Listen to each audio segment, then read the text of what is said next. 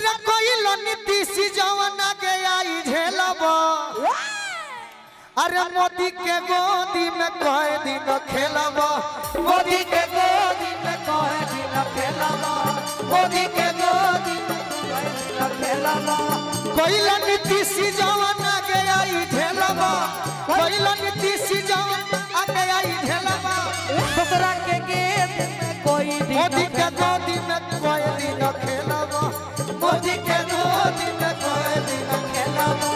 मोदी के गोदी में कोई दिन खेलब तू नीतीश हो का नीतीश ना है पूछो काहे काहे कि हम और चंदन पर डे मंच पर ही ले जा तहार कोनो भरोसा नहीं तू पलटू राम हो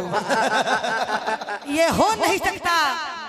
सर कटा सकते हैं लेकिन सर झुका सकते नहीं वाह पहन कर रेशमी कपड़े अदा करते नहीं पहन कर रेशमी कपड़ा अदा करते नहीं हम अपने वतन से कभी गद्दारी करते नहीं वक्त आएगा तो उठा लोगी खंजर वक्त आएगा तो उठा लोगी खंजर क्योंकि वैसे मऊगा से लड़ने के लिए पहले की जंग तैयारी नहीं करते नहीं हेलो हरे मोदी के गोदी में मोदी के गोदी में कोई दिन खेलना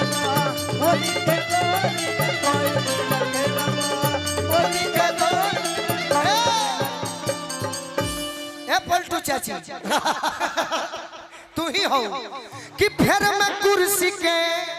अरे तेजस्वी जी के छोड़ देनी जी फिर मैं कुर्सी के तेजस्वी जी के बात ना हो सब भरोसा है अरे गरीबन के तोड़ देनी जी सब भरोसा है गरीब बाबा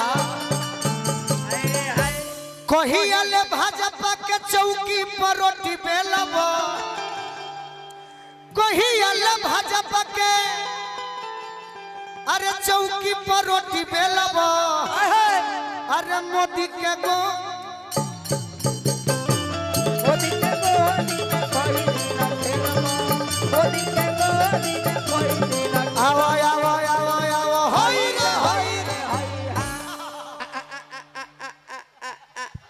रे हाँ तो जिंदगी के पहला गौना ऐसा गावता नहीं जा ढा ढाई वाला ना ये ना हो का ये बात पर गलत कहता नहीं